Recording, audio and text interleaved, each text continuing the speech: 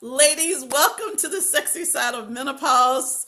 We are here to talk about all these things that are related to this journey as we navigate menopause. And I have so many amazing women that I bring to you so we can talk about this conversation. And today, my friend Wendy and I have been talking this menopause, perimenopause, postmenopause conversation for, I think, at least a couple of years because I was on Clubhouse and Wendy would come and jump on with us. And then she's like, well, I got to go and do my own podcast. So I am so grateful to have Wendy here. She's juggling so many different things. This woman has so much knowledge. We can talk about things on here for an entire year, a different topic every month. She's just such a wealth of knowledge.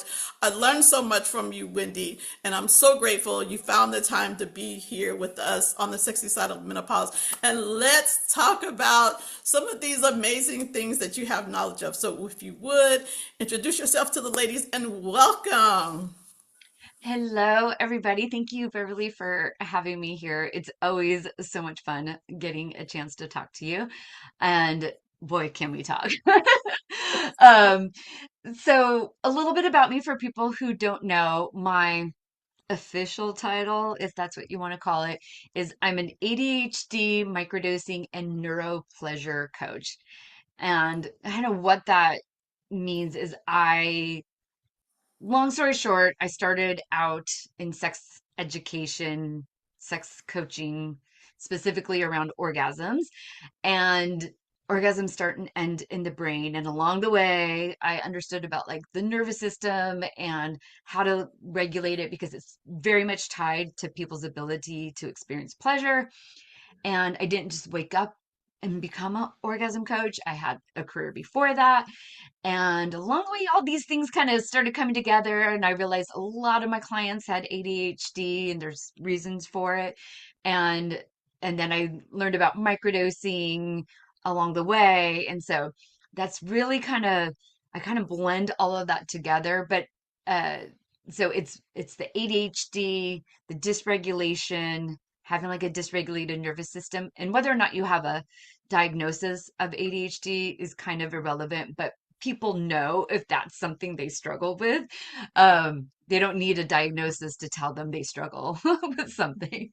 And then that is very much tied to the nervous system. So ADHD and nervous system is tied together. Microdosing is a way to support nervous system, and pleasure is deeply tied to the nervous system. So kind of Wow. where I'm at. That's about six or seven topics just alone in her introduction. So I'm telling you, fasten your seatbelts because we have so much that we could probably pack into this time together. So the first thing that piqued my interest is you talked about orgasm. And that is a word to me that I think some women get it, some women don't.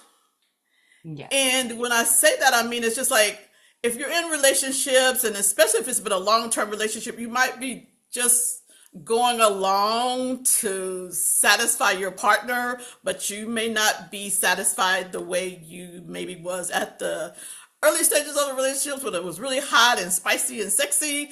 And then you find yourself like, okay, I'm in this menopause window and my libido's changed, but I still feel like I'm a woman that's very sensual. I need to be satisfied. So let's talk a little bit about orgasms and women when their bodies are starting to change on this menopause journey. All right. Like, where do we start with that? Because there's a lot that you put in there. Um, it feels like it's one topic, right? But it's not. It's so many of these other kind of little pieces that when you start, if you just have one piece out of place, it's not really a big deal. I mean, it's still a big deal to the person who's experiencing it, but it feels manageable. But when all these little pieces are not quite working together, then it feels like a big thing. And that's kind of what I see happening with people. So I guess first, well, let's just start with libido. I'm really big on definitions. I know you know that about me. um, so in general, when people talk about like sex and having an orgasm, there's this assumption that libido is there. So they're already kind of talking about the desire to want to have sex is already there. And I don't even want to say necessarily sex as in like penis and vagina, only, but that intimacy, that connection. So Yeah. if I say the word sex, just know that I mean all of the things it could entail. Yes, yes. Okay. And so that it already assumes there's been a bit of arousal that has already happened to get to that point. Mhm. And in what's happening biologically there, in order for arousal to happen, there has to be a certain kind of concoction of chemicals, right? That create that basically build up and continue to build up as you engage in certain activities. Or at least Yes. one would hope they would keep continuing to build up in certain activities. And then basically it comes to a crescendo and people will have an orgasm if everything is done correctly. Not to say that orgasm's the only outcome, but I will say this, if you're if everything is being done correctly and everyone is in a safe space and all of the things and feeling safe in their body and safe in their Yeah. mind, then Yeah. orgasm should result. So I'm not saying that's the goal, but it it is a deliverable in this situation. Um, but Pleasurable that is deliverable. exactly a pleasurable deliverable. Um, hopefully, right? And then the problem is that a lot of times libido is not there and it's not part of the conversation because it's much more complicated. So libido is tied very much to stress levels in the body. So if you, how sciencey can I get for Go people? down as deep as you need to, because I know how you are. You literally could be a professor to me. You are very knowledgeable, and you're not just throwing things out. You do the research, and you know the details, and you have been able to educate other people in the profession who's supposed to be medical. Okay. All right. I just want to make sure for this conversation. So we kind of for the ease of this conversation, let's think of stress as anything that is uncertain. And it doesn't mean if it's good or bad. It, think about like you're going out on a date with someone. Maybe it's a long, long time ago. I'm trying to remember going out on a date with someone. But at the end of the night, are they going to kiss me? Are they not going to kiss me? That's uncertainty. There are chemical reactions that happen to deal with uncertainty, and that's actually what stress is. And so when that happens, these kind of they build up. Now the problem is, so that example was great about the uncertainty about the kiss, right? Problem is most people have a whole lot of uncertainty in their life. There's a lot of stress. How am I going to pay the bills? What, am I going to get sleep? What's my diet like? Why am I not exercising? Like all the The thousand worries of being questions. in menopause. Yeah. The all the questions that are always going through our minds of like, why not that? If you have a question, that's uncertainty and that is stress. So for every question you've ever had, you've enacted that stress response. And so most people have a lot of it. And so what happens is there's a chemical called cortisol. You might have heard of it. It's called the That stress hormone affects for your a reason. waistline. Yeah. Yeah. So it's called the stress hormone because it's basically the thing that gets your body into action. And when there's cortisol, it tells your hormone system, hey, let's prioritize handling the stress and let's not focus on this other thing that's called what a lot of people refer to as rest and digest, but also procreation, sex, connection. Those are all part of that not stress state, right? Like it makes sense. If you're getting chased by Right. a lion, you Right. shouldn't be like, hey, that guy is sexy. I want to go Yeah. have, right? Like that should not be Tunnel anywhere vision. in your Tunnel mind. vision. Yeah. So that's what the job of cortisol is to keep you in a very narrow focus onto what is wrong in your life. Right. That is not conducive for sex and orgasms and connection and pleasure. So when you have a lot of that going on, your body is not prioritizing the hormones that are going to help you feel good in your body Yeah. because you shouldn't be, like the hormones that are needed for you to notice like how lovely that kiss feels on the back of your neck. You're not Sensual supposed to touches. have, Yeah. yeah, you're not supposed to have that awareness and sensations when you're running from a lion. So that part often gets overlooked a lot in the conversations, because then people come and to like say their doctor or a professional, they're like, oh, I have an issue with my orgasms. And by that point, you know, there's issues with dryness, there's issues with not feeling like things taking longer. So like one of the common complaints is, oh my gosh, it takes me forever to reach orgasm now. There's there's a lot of few things that are in there. That's because the body's having to turn off all of those stress responses Oh, just to get started, right? yeah, And so yeah. if your partner is already ready, because I'm going to assume that a lot of the people listening are male, Male and female. female. Yeah, Yeah. and I'm going to do that just for the ease of the conversation, but Right. just know But that that's it could be, not negating the fact that people have, same sex relationships. yeah, So, yeah. exactly. But it's just going to be for ease of the conversation. So that way I'm not like, no, this woman, this woman partner with this woman partner with this. It'll just be easier Understood. for me to Yes. say the male and the female and then go from there. So you can kind of differentiate between what's happening with the people. So, males have their own issues. So, I'm not saying they don't, and not every male wants to have sex all the time. And they have the same exact issues sometimes that women Yes. have where they're stressed, and that affects their libido, that affects their The ability to erectile perform. dysfunction. Yeah, all of that stuff. It's all Yeah.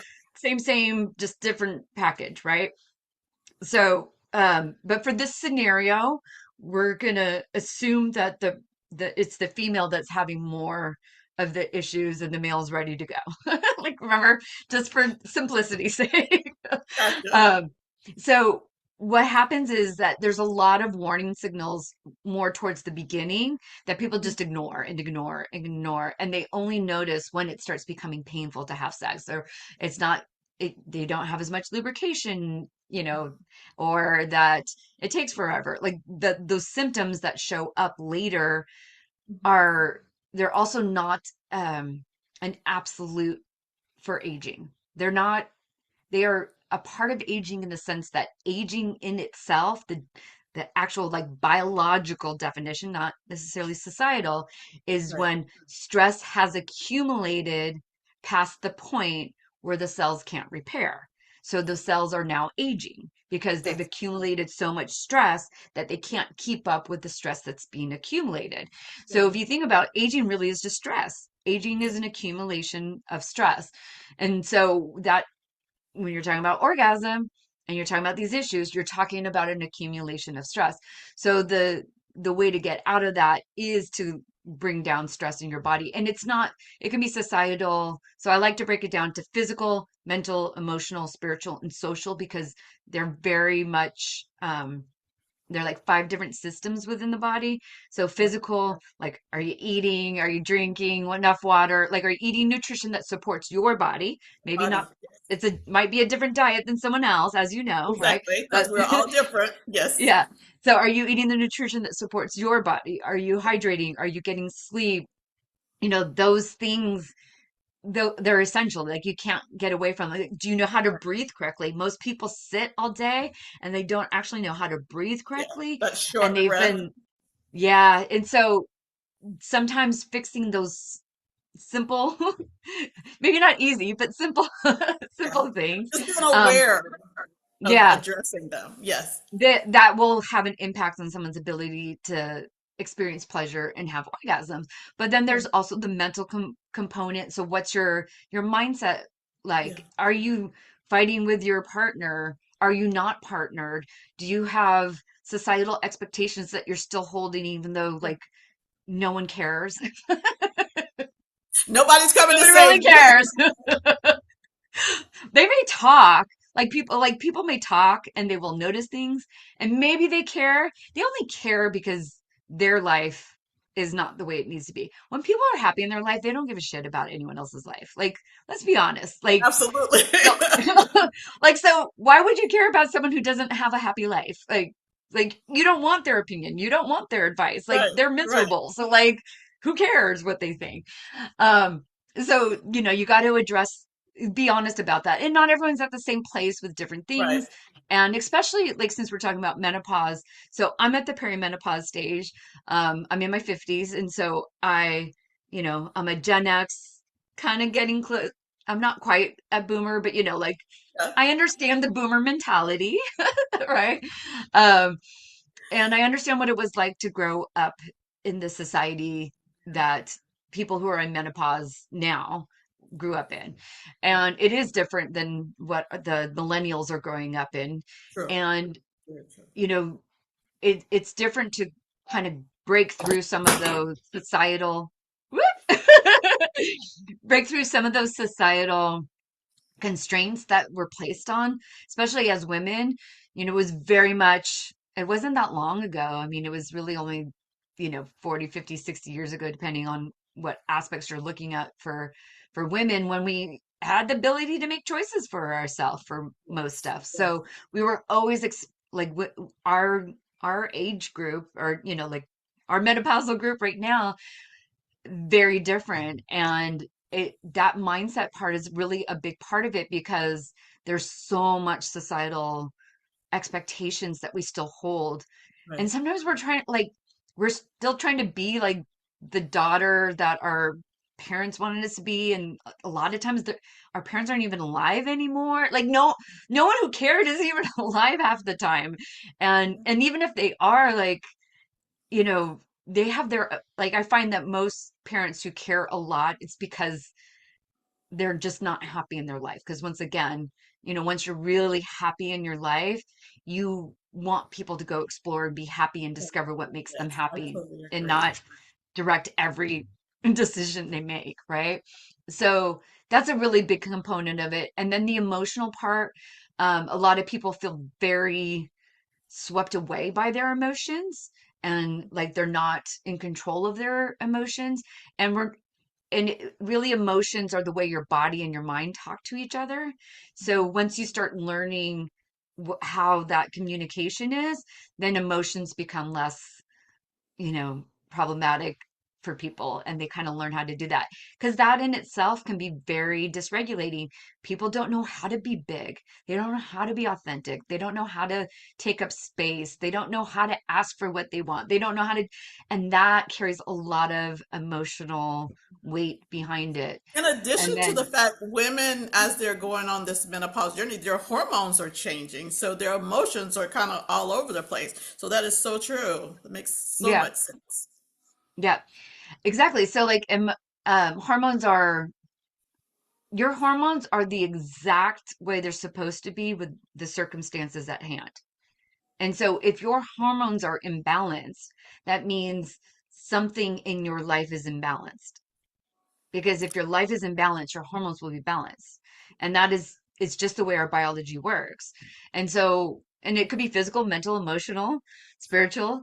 And so the spiritual part is like, whether or not you believe in God or a universe or just materialism, like real, Yeah, where it's just science, like, yeah, it doesn't matter what your beliefs are. That spiritual part is about that connection to something that's bigger than yourself. yeah. And it doesn't, the neuroscience on spirituality is really interesting, because once again, it doesn't matter what your belief structure is, but it could be that you have this connection to, Connection. Right. yeah, to, to a god, to yourself, to just something that, to nature. Like usually Nature, people, yeah, nature. Yes, yes.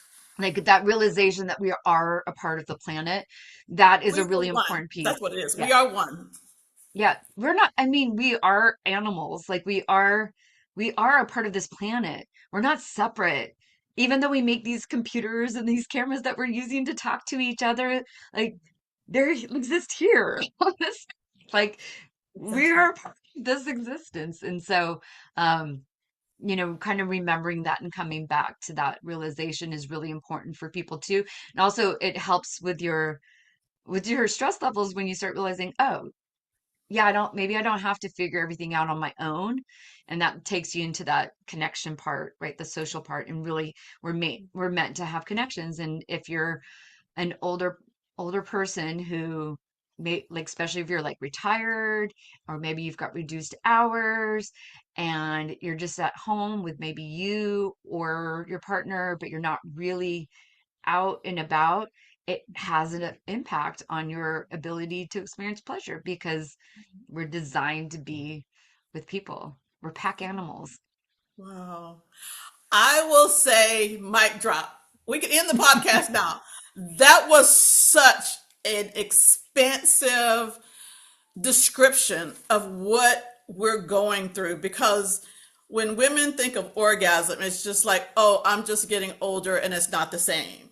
Like, if you can address all of these different areas that you pointed out so eloquently, then you can see your body shift and change and lean into having this experience that can be mind blowing. So, I don't want to really change the subject too much, but just address this one thing and then we'll talk about this stress, because I feel like that's another big component of what women are dealing with through this journey. Can women have an orgasm as they're navigating this postmenopausal phase that can be even better, more mind blowing than what they remember? Because they're thinking a lot of times in the conversations that I hear, oh, that's in the past, that's over, that's never going to come back into my life. No. Okay. I I'm going to share some different stories of I'm going to share two different people of clients of mine. And I have permission to share because they're like, I want other Thank women to you. know this. Okay. So one in a relationship uh started work with me. She was 67 and her husband got on Viagra, wanted to start having sex again, and they hadn't really had sex in a while, and it was painful. She was dry, like all the things. All the things She that are felt on like that list. they hadn't had sex in like a lot, it'd been years since they'd had regular sex. So every time they would start having sex, it would kind of feel almost like awkward, like, Yeah. who is this person? Why am I here doing this? Like, I don't really want to be doing it. And within about a year, and there was changes. So like this was not just a, oh, you're gonna talk, you're gonna hear some information, and your life has changed. No, like you actually have to do some Work. things to change your biology, right? But I can proudly say, or like happily say that she is now, her husband and her now have the best sex life than they ever had, even when they were younger. Wow. So they're both blown away with the fact that like they're like, why did we miss out on this for, for decades, right?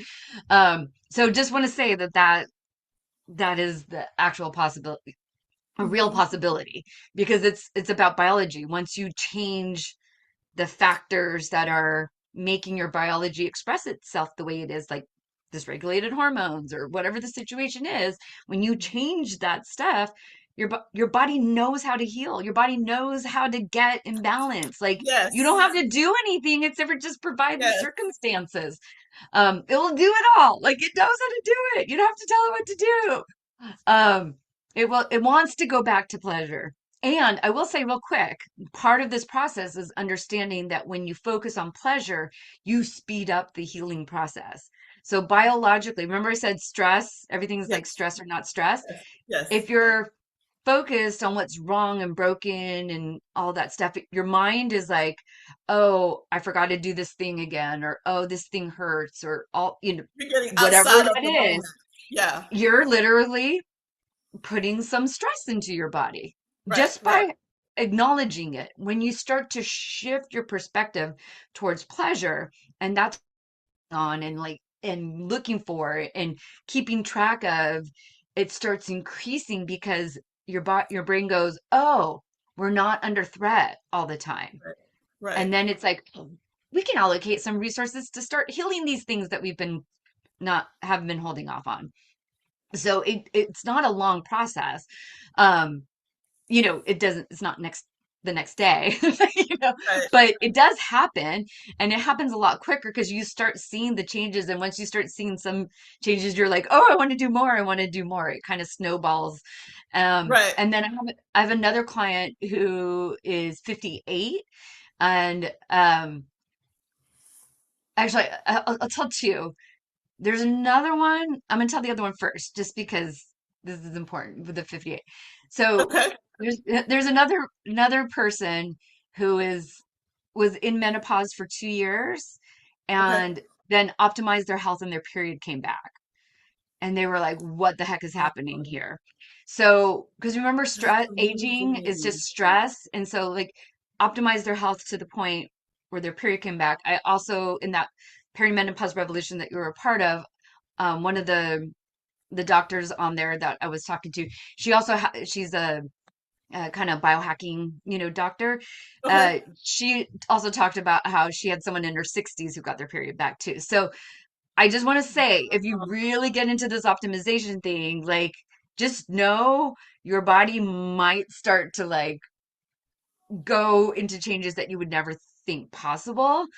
That So, is yeah. crazy. So just to know that, right? So like, so now with the 58-year-old, they didn't get their period back like regular, but Hmm. it started, there was a transition where they're like, oh my God, I'm getting like I f- I'm getting the sensations just like I'm starting to get my period. It never came back, but we're pretty sure like we optimized it to the point where like the systems were kind of like online enough where the reason why this is important because we need estrogen, progesterone, just like all of Right. those sex hormones, they're Right. actually necessary for life. They're all of them are necessary for life, right?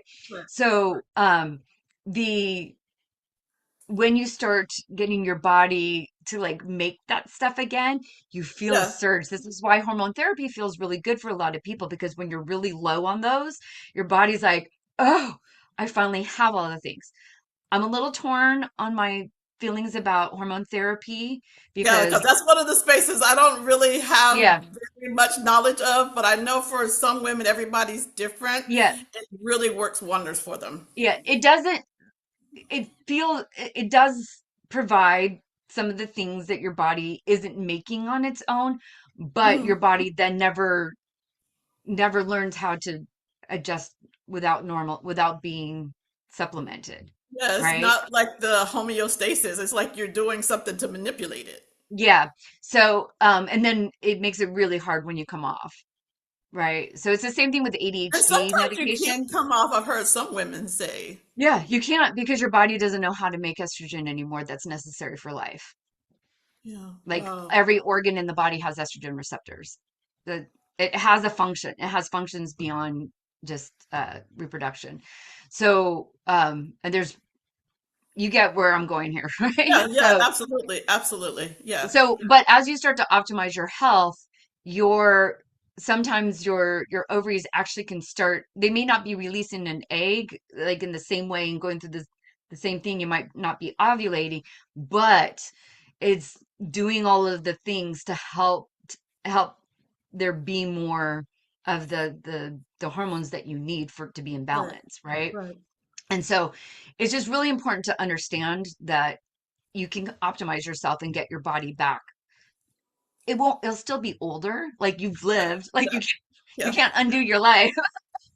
Right? I'm not saying that, but there are people that I've worked with, where even I'm healthier now than I was in my 30s, right? So, um, I might have been thinner and looked young, a little thinner and looked younger, but I wasn't necessarily healthy, right? There's a difference between the two Yeah, things. right. Yeah, Um, but now I'm actually really healthy and my libido's higher. Like all of the things. So libido is actually an indicator of health. So that's one of the, and like in traditional Chinese medicine, it's one of the three pillars of health. They don't like it's not taboo to talk about sex like in the system because they understand like, oh, you don't want to have sex? Okay, we need to work on that. Like it's we like, have a oh, what problem is here. going on? Like, oh, there's a problem here. So it's just art. That's why that mindset part is really important because once start realizing like your sexuality, your your juiciness, all of that, it's a part of you being human. Like we Yeah, wouldn't be like, oh, let's just ignore your elbow. I'm like, let's not bend your elbow. Like, don't ever bend your elbow. Like, that's ridiculous, right? Like, why would you? It's the same for us being sexual, like animals. Like It's a part of our being. Like we're supposed to want to experience pleasure. Like literally, Pleasure. Yes. yeah, humans are designed for pleasure. And it's not necessarily like, remember, sex is that whole encompassing thing. So I don't necessarily mean you have to have an orgasm every day. Yeah. Right. If you do, awesome, but that's not what I'm saying here. But Right. Right. pleasure, you should be experiencing Yes. pleasure Yes. every single day. And I that, love that. Oh my goodness, I love that. Ladies, this is so juicy, so juicy. Oh my goodness. Can you believe that our time is like we're down to the wire?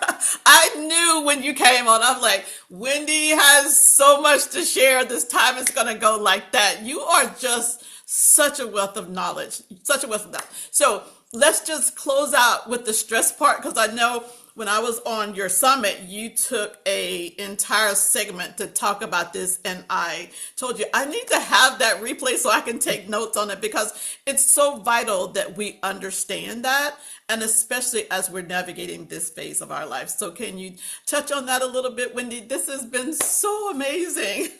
yeah. So people hear the words nervous system regulation, and people don't necessarily know what that really means.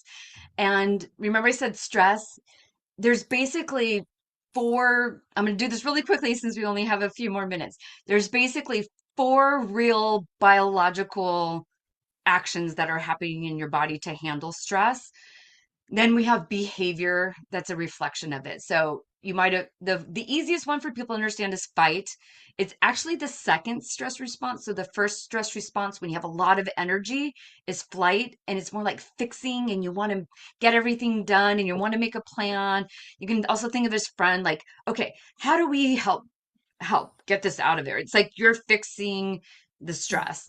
And then you go into fight, and fight is a protective bubble. And when you are in fight, it is very, very hard to make changes when you're in fight because it is by nature a protective bubble. So you can't hear the information, you can't reason, you can't do that. Like the the person in fight is like ready to be there. And it doesn't necessarily always mean like anger or that like resentment can also be of it, like, but that energy where you're protected and no information is coming in. It could be any emotion. Like it doesn't matter what the emotion is, it's just the matter of the way the stress response is happening.